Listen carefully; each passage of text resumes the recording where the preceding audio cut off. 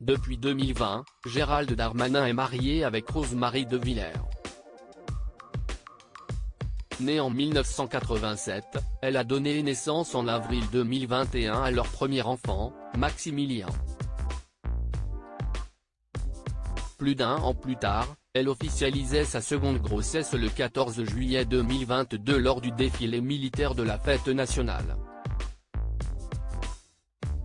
Ministre de l'Intérieur depuis 2020 dans le gouvernement d'Emmanuel Macron, Gérald Darmanin partage la vie de Rosemarie De Villers avec laquelle il est marié depuis 3 ans.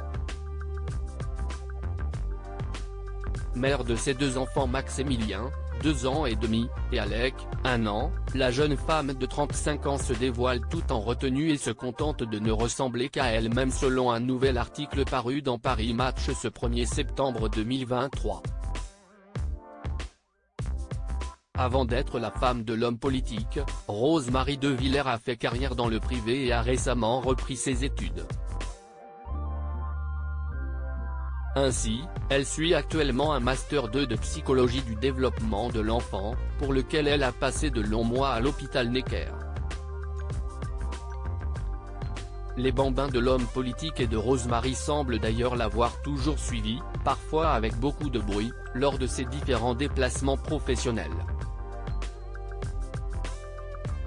Les journalistes s'en amusent d'ailleurs et écrivent que les enfants de Gérald Darmanin promènent leur doudou du domicile privé tourquenois aux appartements de fonction de la place Beauvau. Depuis le bureau ministériel, on entend parfois leur cavalcade dans les couloirs. Si est un peu Kennedy chez les ch'tis. L'autre femme de sa vie si est sa maman Annie, sa première fan. Un rassemblement qui fait grand bruit à l'Élysée dimanche 27 août 2023, Gérald Darmanin a frappé un grand coup à Tourcoing, ville où il fut maire en 2014.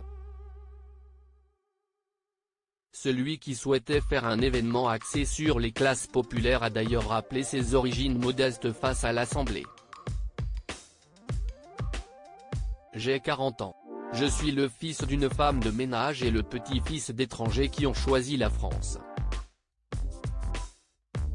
Si est un très grand honneur d'être ministre de l'Intérieur et seul Emmanuel Macron était capable de cette audace, a-t-il expliqué devant le public mais aussi Elisabeth Borne, arrivée in extremis à l'événement où ils ont pu également jouer au bourle, un mix entre le jeu de boules et le bowling.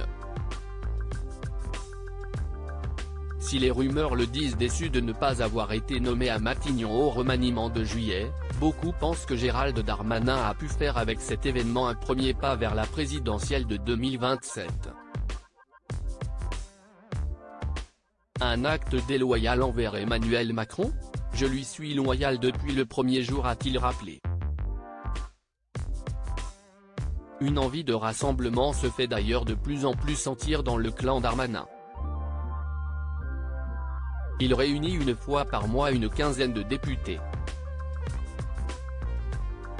Ceux qui ont une fibre populaire, sociale, explique l'un d'eux, Richard Ramos, Modem. Certains sont LR et susceptibles d'avoir des idées pour aller chercher les voix du RN en 2027, indiquent les journalistes. On est nombreux à vouloir allier l'autorité et le social, a ainsi confié Violette Spilebou, députée Renaissance du Nord et proche du ministre. Au cours de cette journée, la première ministre a tenu par ailleurs à marquer sa présence et à appeler à l'unité de la majorité au travail gouvernemental.